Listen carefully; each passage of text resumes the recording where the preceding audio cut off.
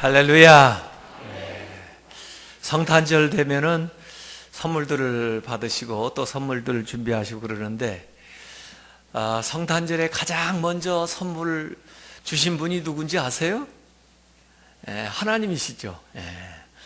하나님이 누구를 보내셨어요? 예수 그리스도를 우리를 위해서 보내셨습니다. 그게 성탄절의 시작입니다. 가장 완벽하고 가장 좋은 선물은 하나님에게서 오는 것입니다.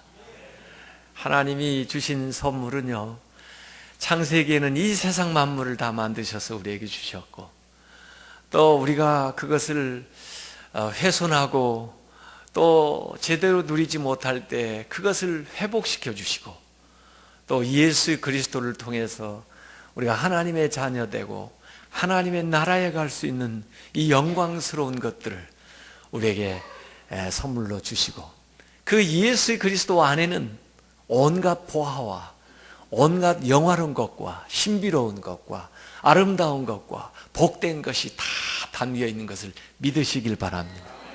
그래서 여러 가지 복잡하게 구할 거 없어요. 예수님을 여러분이 영접하게 되면 그 안에 모든 것이 있는 걸 믿으시기 바랍니다. 성령님이 여러분 안에 거하시면 모든 것이 여러분 안에 있는 것을 믿으시길 바랍니다. 그래서 야고보서 1장 17절에 그렇게 고백했습니다. 온갖 좋은 은사라는 말은 gift, 선물이라는 말이거든요. 온갖 좋은 은사와 온전한 선물, perfect present, 완벽한 선물이에요. 모자랄 게 없고 부족할 게 없고 모든 것이 갖춰져 있는 온전한 선물이 다 위로부터 빛들의 아버지 하나님께로부터 내려오나니, 그 하나님은 변함도 없으시고 회전하는 그림자도 없으시니라. 하나님께서 완벽한 선물을 우리에게 주셨습니다. 그래서 고린도후서 9장 15절에 보면 말할 수 없는, 말로 표현할 수 없는, 말로 다 할 수 없는 그의 은사, gift, 그의 선물로 말미암아 하나님께 감사하노라. 우리는 감사할 것밖에 없습니다. 하나님께서 온전한 선물을 우리에게 주셨기 때문에. 그래서 이 성탄절은 그 하나님이 몸을 입고 임마누엘, 우리에게 오셔서 우리와 함께 하시기 위해서 그 사랑이, 그 놀라운 하나님이 몸을 입고 우리 가운데 나타난 그것이 바로 성탄절입니다. 예수님께서 오늘 요한복음 3장에 구원에 대한 비밀을 설명하시면서 14절에 모세가 광야에서 뱀을 든 것 같이 하면서 민수기 21장에 있었던 사건을 소개를 해줍니다. 유명한 사건이죠. 광야 생활할 때 원망하고 불평하기 때문에 불뱀이 나와가지고 이스라엘 사람들을 물었어요. 그 불뱀 독 때문에 죽을 수밖에 없어가지고 하나님 앞에 잘못했다고 살려달라고 부르짖어요. 그때 모세가 하나님 앞에 기도할 때 하나님이 그 불뱀 독에서 해독될 수 있는 방법을 가르쳐 주시는데, 구리로 뱀을 만들어 가지고 높이 쳐들라는 거예요. 그리고 백성들 보고 얘기하기를, 누구든지 뱀에 물린 사람들은 이 장대에 달린 구리뱀을 보면은 치유를 받으리라 그러라는 겁니다. 그래서 모세가 만들어 가지고 모든 사람들이 보이는 앞에서 뱀을, 그 구리로 만든 뱀을 치켜들면서 누구든지 불뱀에 물린 사람은 다 이걸 바라보기만 하면은 나음을 얻으리라 얘기를 했습니다. 그래서 불뱀에 물렸던 사람들이 그 말대로 그 구리뱀을 바라볼 때 그 독이 다 해독이 되고 씻은 듯이 나았어요. 그 가운데 아마 믿지 않고, 야, 저게 무슨 소용이 있어? 그걸 본다고 아마 그 생각한 사람도 있었을 거예요. 그리고 나오지도 않고 듣지도 않고 바라보지도 않은 사람도 있었을 겁니다. 그 사람들은 죽었습니다. 왜 죽었습니까? 불뱀에 물려서 죽은 게 아니에요. 구리뱀을 보지 않았기 때문에 죽은 것입니다. 우리가 죄가 많아서 구원받지 못하는 게 아니에요. 믿음이 없기 때문에 구원을 받지 못하는 것입니다. 오늘 예수님께서 이 구리뱀을 들어가지고 그것을 보고 그것을 믿는 사람이 고침을 받은 것처럼 하나님께서 예수 그리스도를 우리에게 보내주셔서 그분이 십자가에 못 박혀 돌아가셨어요. 우리의 죄를 담당하기 위해서, 우리의 죄를 씻어주기 위해서 십자가에 못 박혀 돌아갔어요. 누구든지 그 예수 그리스도를 믿는 사람은, 누구든지 믿음을 가지고 그 십자가를 바라보는 사람은 그 죄에서 용서받게 되는 것을 믿으시길 바랍니다.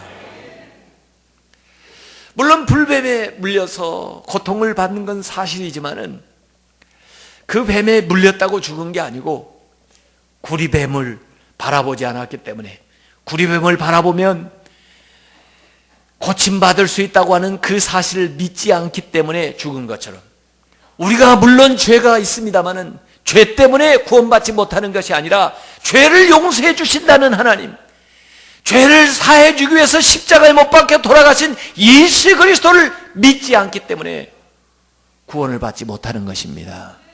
구원받는 것은 우리가 예수 그리스도를 믿음으로 말미암아 구원받는 것을 믿으시길 바랍니다. 소돔과 고모라가 멸망을 받았지만은 그들에게 하나님이 의인 10명만 찾으면은 그 의인 때문이라도 그 많은 죄를 사해 준다고 그랬어요. 그런데 결국 소돔과 고모라는 죄가 많아서 멸망했다기보다는 의인 10명이 없어서 멸망했습니다. 그들을 구원할 만한 하나님이 찾으시는 의가 그들에게 없기 때문에 멸망을 한 거죠. 우리가 많은 죄를 지고 허물이 많습니다마는 우리를 구원하실 예수 그리스도의 의가 우리에게 있다고 하면은 그 예수 그리스도의 의 때문에 하나님께서 우리를 구원해 주시는 것을 믿으시길 바랍니다. 그래서 오늘 우리에게는 이 믿음이 그래서 중요한 거예요. 우리에게는 예수 그리스도의 그 의가 중요한 것입니다. 예수 그리스도가 우리 안에 있으면 우리는 구원을 얻게 되는 것입니다. 달걀을 보고 저는 이게 유정란인지 무정란인지 잘 몰라요. 구별을 육안으로는 저는 잘 못하겠습니다. 그런데 유정란과 무정란이, 이 닭이 한 21일 3주 정도 품어보면 결과가 완전히 달라집니다. 유정란은 그 안에서 병아리가 부화되어 나옵니다. 무정란은 그게 썩어버리는 거죠. 이 차이는 그 안에 생명의 씨가 있느냐 없느냐의 차이입니다. 오늘 우리가 예수 그리스도 그 생명의 원체이신, 구원이신 예수 그리스도의 그 생명의 씨앗이 우리의 마음에, 우리의 심령이 있다고 하면은 그것 때문에 우리가 부활을 하게 되고 우리가 영원한 생명을 누리게 되는 것을 믿으시길 바랍니다. 그래서 오늘 요한복음 3장 16절, 이것은 성경의 요약이라고 볼 수 있고 복음의 핵심이라고 볼 수 있는 말씀인데, 하나님이 세상을, 우리를, 나를 이처럼 사랑하사. 얼만큼 사랑하셨어요? 이처럼 사랑하사. 예수님 나를 얼마나 사랑하세요? 이만큼 사랑한단다. 이처럼 사랑하사. 십자가는 하나님께서 우리를 이처럼 사랑하는 것을 보여주시는 거예요. 이처럼 사랑하사 독생자 예수 그리스도를 주셨으니, 선물이에요. 하나님이 주신 선물이에요. 가장 귀한 선물이에요. 주셨으니 이는 그를, 예수 그리스도를 믿는 자마다, 믿음으로 구원을 받는 거예요. 믿는 자마다 멸망하지 않고, 세상에는 두 길이 있습니다. 멸망으로 가는 길과 영생으로 가는 길이 있습니다. 영생을 우리가 취하지 못하면 멸망으로 가는 거예요. 그런데 예수 그리스도, 그를 믿는 자마다 멸망하지 않고, 심판을 당하지 않고, 죽임을 당하지 않고, 영생을, 구원을, 천국을, 하나님의 자녀를, 하나님의 사랑을 얻게 하려 하심이라. 이것을 제가 제 말로 쉽게 표현하면 이렇게 되는 겁니다. 가장 높으신 창조주 하나님께서 나같이 비천한 우리를 구원하시기 위해서 그 크신 사랑으로 세상에 가장 완벽하고 온전한 선물 예수 그리스도를 주셨는데, 누구든지 그를 믿기만 하면 가장 세상에서 값진 선물인 구원을, 영생을 얻게 됩니다. 이 말을 이해 못할 사람이 있어요? 이해 못할 사람은 아무도 없습니다. 돈 리처드슨이라고는 선교사님이 그 뉴기니의 선교사로 갔습니다. 이 뉴기니는 어디에 있냐면 오세아니아, 저 호주 옆에 있는 섬나라예요. 근데 그쪽 원주민들은 아마 옛날에는 식인 습관이 있었나 봐요. 식인종, 사람을 잡아가지고 인육을 먹는. 그런데 이 리처드슨 선교사가 선교사로 가서 열심히 선교를 하는데도 열매가 없어요. 그러다 보니까 전쟁이 일어났습니다. 종족 간에. 사위 부족하고 그 다음에 해남 부족 간에 전쟁이 일어나가지고 많은 사람이 죽고 희생도 많이 나고 오랫동안 전쟁을 벌였는데, 전쟁을 이제 벌리다가 얼마 지치니까 이 사위 부족에서 휴전을 제의하려고 하는데, 또 상대편에서도 휴전을 받아들여줘야 되는데 어떡하나 하고 보니까 이 사위 부족의 아들, 6개월 된 아들을 배에 실어가지고 상대편 해남 부족에 보내는 겁니다. 그래가지고 그쪽에서 아이를 강보에 쌓인 걸 데려다가 그 다음에 부족 추장한테 가져오는 거죠. 만약에 추장이 자기의 창이나 칼로 그 아이를 찔러서 죽이면 휴전이 되지를 않고 계속해서 다시 전쟁을 벌이는 겁니다. 그런데 만약에 그 추장이 그 아이를 죽이지 않고 자기 아들로 입양을 하게 되면은 두 부족 가운데 평화협정이 체결되는 거예요. 이 선교사가 가만히 보니까 그 해남 부족의 추장이 칼을 내려놓고 그 아이를 쓸어 안으면서 자기 아들로 이 아들을 삼겠다, 그렇게 선언을 하니까 그 다음에 전부 양쪽에서 무기를 다 내려놓고 화친을 하게 되는 요 광경을 리처드슨이 본 겁니다. 저거구나. 그래가지고 그 사위 부족 추장한테 얘기를 한 겁니다. 당신이 지금 저 해남 부족하고 화친을 하기 위해서 당신 그렇게 사랑하는 당신의 아들을 저기에 보냈지 않았소? 저들이 저걸 받아들일 때 서로 화해를 하지 않았소? 하나님께서는 당신의 아들 예수 그리스도를 이 땅에 보내서 우리와 하나님과 화목하게 하려고 예수님을 피스 차일드, 당신 그 아들이 피스 차일드요, 평화의 아들로 예수님을 보내셨는데, 당신이 하나님과 평화하고 살려면은, 하나님의 그 사랑을 받아들이려면 그 예수 그리스도를 당신이 당신 마음속에 영접하게 되면 그때부터 저 해남 부족과 사위 부족이 서로 화친하고 살듯이 하나님의 백성이 되고 하나님과 평화로운 삶을 우리가 살게 되는 거예요.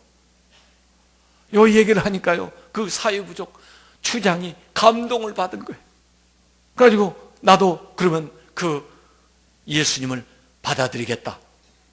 그래가지고 그 부족이 전부 세례를 받고 1972년도에 거기에 교회가 세워지고, 그리고 사람 잡아먹던 식인 습관도 없어지고 나라가 그 종족이 바뀌어 나가는 그 얘기 실화가 돈 리처드슨이 쓴 그 피스 차일드라고는 책에 나오는 내용이에요. 그게 영화돼가지고 평화의 아들 그렇게 해가지고 영화로 나온 적도 있죠.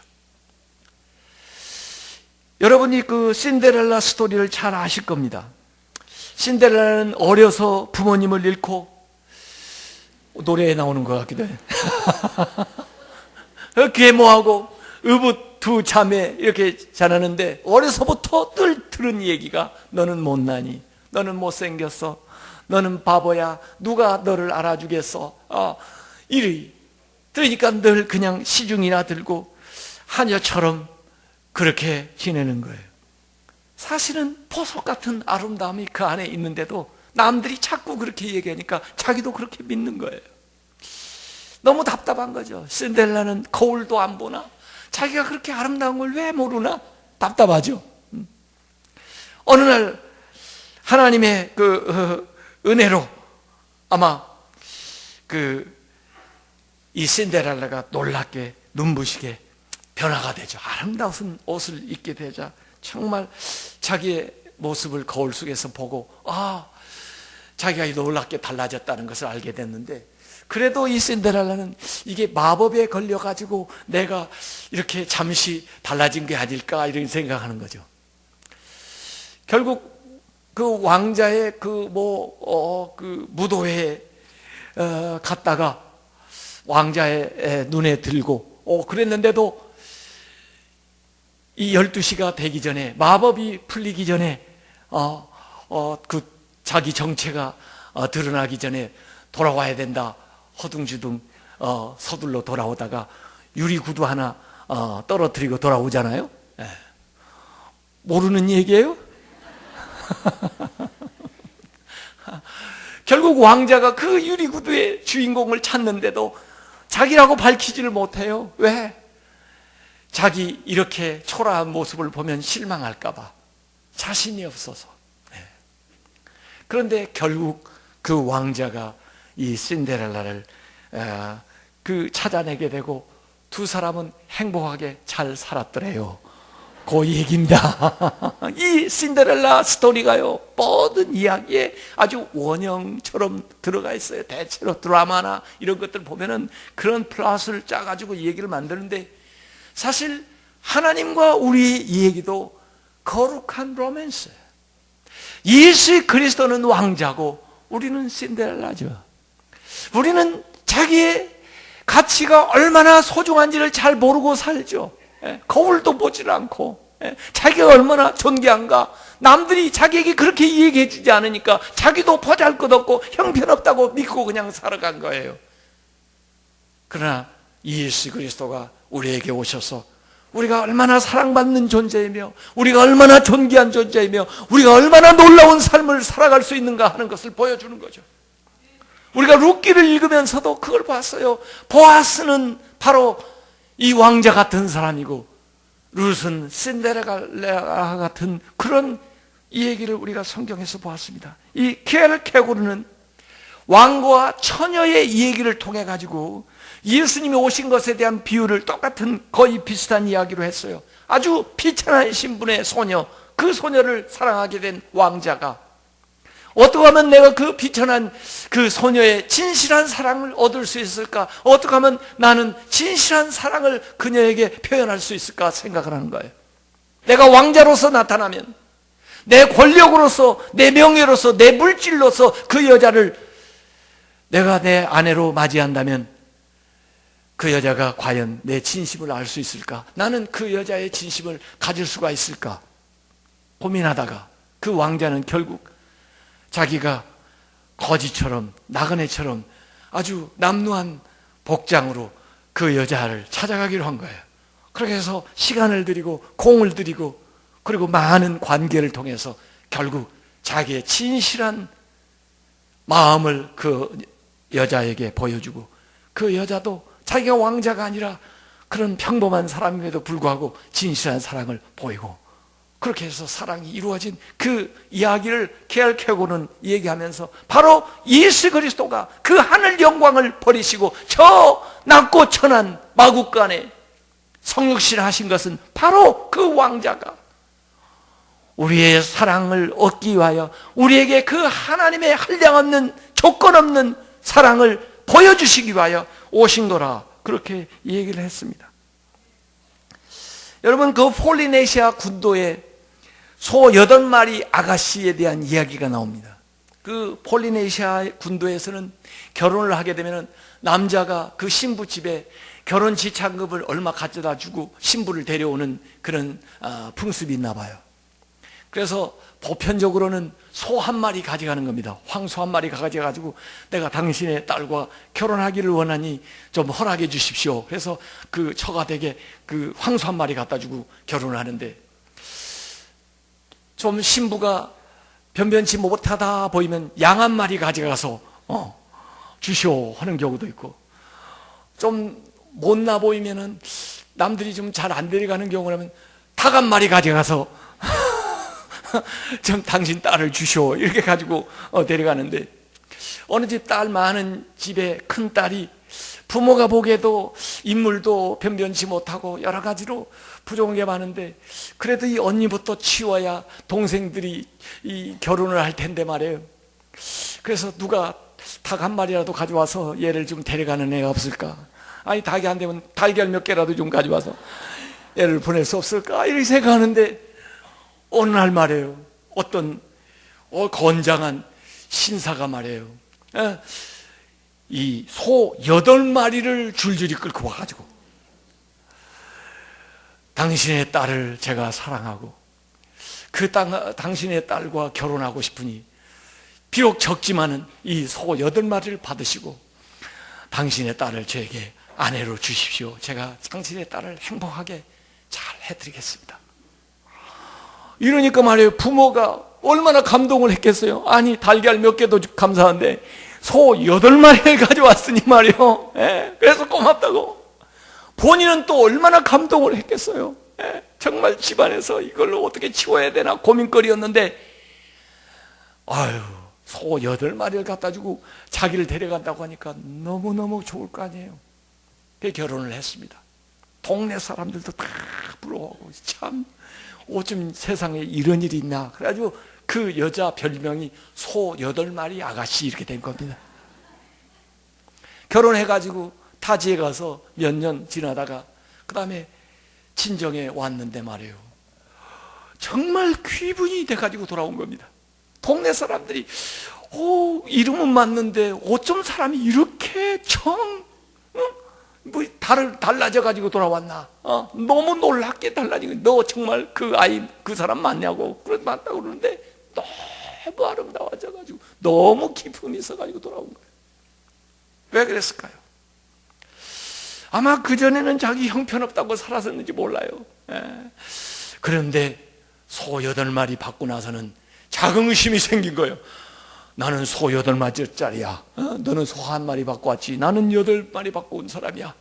그러니까 얼마나 자세도 좋아지고 말이에요. 난 이런 사랑을 받았어. 또 그 남편도 그를 귀하게 여기는 겁니다. 당신은 보통 사람들과 달라. 당신은 특별한 사람이야. 당신은 아름다운 사람이야. 당신은 뭘 줘도 아까웠지 않은 사람이야. 그 사랑을 받고 그런 자긍심이 생기게 되니까 그 안에 있던 아름다움이, 그 자신감이 밖으로 드러나기를 시작하는데, 놀라운 사람으로 변모해가지고 몇 년 만에 돌아온 겁니다. 하나님이 우리를 얼마나 사랑하신지 아십니까? 여러분이 얼마나 큰 사랑을 받은 줄 아십니까? 하나님께서 독생성자 예수 그리스도를 여러분을 위해서 보내셨습니다. 그 예수 그리스도를 여러분을 위해서 십자가에 못 박았습니다. 여러분은 이 온 우주보다도 더 귀한 영혼들입니다. 온 우주하고도 여러분을 바꾸지를 않아요, 하나님이. 그렇기 때문에 우리는 그 존귀한 존재요, 그 사랑을 받은 존재가 되는 것입니다. 하나님은 우리를 사랑하십니다. 우리를 창조할 때부터 우리를 사랑하셨고, 한시도 우리를 사랑하지 않은 적이 없어요. 우리 어느 상태에 있었든지, 어떤 모습을 가지고 있었든지 무조건적으로 하나님 우리를 사랑하십니다. 그래서 그 하나님의 사랑이 우리에게 부어졌어요. 로마서 5장 6절에서 10절까지 보면은 하나님의 사랑을 설명합니다. 우리가 아직 연약할 때 하나님 우리를 사랑하셨다. 연약할 때. 강한 사람을 사랑하죠, 우리는. 그러나 하나님은 우리가 연약할 때에 우리를 사랑하셨어요. 우리가 아직 죄인 되었을 때 하나님 우리를 사랑하셨어요. 우리는 의로운 사람들을 사랑하죠. 착한 사람이니까 사랑하죠. 그러나 하나님은 우리가 아직도 죄인 되었을 때, 죄인 상태에 있을 때 우리를 사랑하죠. 하나님은 아직 우리가 원수 되었을 때 우리를 사랑했어요. 우리는 친구를 사랑하죠. 가족을 사랑하죠. 그러나 하나님은 우리가 원수 되었을 때, 연약할 때, 죄인 되었을 때, 원수 됐을 때 점점 더 점증법이에요. 점점 더 사랑하기가 힘들어요. 그런데도 불구하고 하나님은 그런 자인 나를 사랑하기 위해서 예수 그리스도를 보내시고 예수 그리스도가 나를 구원하기 위해서 십자가에 못 박혀 돌아가심으로써 그 하나님의 사랑이 얼마나 큰가 하는 그 사랑을 확증해 주셨다는 겁니다. 예수 그리스도는 하나님이 우리를 얼마나 사랑하는가를 보여주는 확실한 물증이에요. 예수 그리스도가 돌아가신 십자가는 하나님이 우리를 얼마나 사랑하시는가 하는 그 확실한 증거입니다. 그것을 우리는 이 성탄절과 그리고 예수 그리스도의 고난받은 십자가와 부활을 통해서 하나님의 사랑을 느끼는 것입니다. 그래서 로마서 8장 35절에 바울은 선언합니다. 누가 우리를 그리스도의 사랑에서 끊으리요? 환난이나 곤고나 박해나 기근이나 적신이나 위험이냐 칼이랴. 어떤 것도 그리스도의 사랑에서 끊을 수 없다는 거예요. 38절에 내가 확신하노니 사망이나 생명이나 천사들이나 권세자들이나 현재일이나 장래일이나 능력이나 높음이나 깊음이나 다른 어떤 피조물이라도 우리를 우리 주 그리스도 예수 안에 있는 하나님의 사랑에서 끊을 수 없으리라. 그 하나님의 사랑, 그 무조건적인 사랑, 부으시는 그 사랑을 무엇도 방해할 수 없고 무엇도 무효할 수 없다는 것입니다. 하나님이 여러분에게 부어하신 그 사랑이 우리를 살게 하십니다. 그 하나님은 절대로 실패하지 않습니다.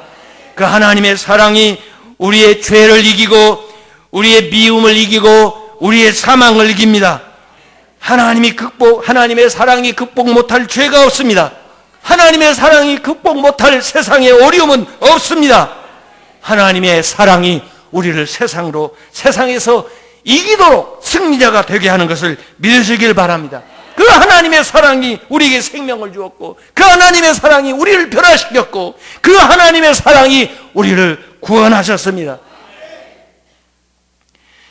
우리가 이 하나님의 사랑을 받았기 때문에 그 하나님의 사랑으로 다른 사람을 사랑할 수가 있는 것입니다. 사람의 사랑으로 감정으로 다른 사람을 사랑하는 게 아니에요. 우리가 은행에 잔고가 있어야 다른 필요한데 지출할 수 있는 것처럼 하나님의 사랑을 풍족하게 우리가 받아야 거기에서 사랑이 흘러나갈 수가 있는 것입니다. 요한일서 4장 19절 보니까 우리가 사랑하는 것은 먼저 그가 우리를 사랑하셨습니다. 우리가 사랑받았기 때문에 사랑한다는 거예요. 요한일서 4장 11절에 사랑하는 자들아 하나님이 이같이 우리를 사랑하셨은즉 우리를 사랑하기 때문에 우리도 서로 사랑하는 것이 마땅하도다 그랬습니다. 여러분 사랑하면은 고린도전서 13장 사랑장이 생각나죠. 제가 결혼주례를 할 때마다 그 말씀을 읽어보는데 이야 이게 말이에요.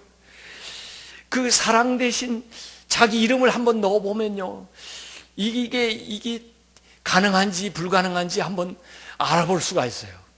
그래서 고린도전서 13장 4절부터 7절까지 거기 읽을 때 여러분 이름을 거기 사랑 대신 한번 넣어보세요. 이를테면 한기채는 오래 참습니다. 말이 됩니까? 한기채는 온유합니다. 한기채는 시기하지 않습니다. 한기채는 자랑하지 않습니다. 한기채는 교만하지 않습니다. 한기채는 무례히 행하지 않습니다. 한기채는 자기의 유익을 구하지 않습니다. 한기채는 성내지 않습니다. 한기채는 악한 것을 생각지 않습니다. 한기채는 불의를 기뻐하지 않습니다. 한기채는 진리와 함께 기뻐합니다. 한기채는 모든 것을 참으며 모든 것을 비비며 모든 것을 받으며 모든 것을 견딥니다. 말이 됩니까? 안 된다는 사람도 많이 있군요. 된다는 사람도 조금 있군요. 제 아내한테 가서 물어보십시오. 말이 되는지 안 되는지. 아무래도 우리 장로님들한테 물어보십시오. 예? 당회원들한테. 우리 목사님들한테 물어보십시오. 예? 말이 되는지 안 되는지. 사실이 아닙니다. 말이 안 됩니다. 저만 말이 안 됩니까? 여러분 이름을 넣어도 마찬가지입니다. 말이 안 되기는요. 그러면 제가 다시 이렇게 이름을 바꿔가지고 한번 읽어볼게요. 예수님은 오래 참습니다. 예수님은 온유합니다. 예수님은 시기하지 않습니다. 예수님은 자랑하지 않습니다. 예수님은 교만하지 않습니다. 예수님은 무례히 행하지 않습니다. 예수님은 자기의 유익을 구하지 않습니다. 예수님은 성내지 않습니다. 예수님은 악한 것을 생각지 않습니다. 예수님은 불의를 기뻐하지 않습니다. 예수님은 진리와 함께 기뻐하십니다. 예수님은 모든 것을 참으며 모든 것을 믿으며 모든 것을 바라며 모든 것을 견딥니다. 말 됩니까? 사실입니까? 그렇기 때문에 여기서 말하는 사랑은 예수님입니다. 예수님의 성품입니다. 예수님만이 가능한 얘기입니다. 그러면 우리에게 이 사랑을 하라고 하면은 어떻게 해야 이 사랑을 합니까? 그 예수님이 내 안에 계셔야만 이 사랑을 할 수가 있는 것입니다. 내 안에서 이 예수님이 역사하셔야만 이 사랑을 할 수 있는 거예요. 그래서 다시 이렇게 읽습니다. 한기체 안에 계신 예수님은 오래 참습니다. 한기체 안에 계신 예수님은 온유합니다.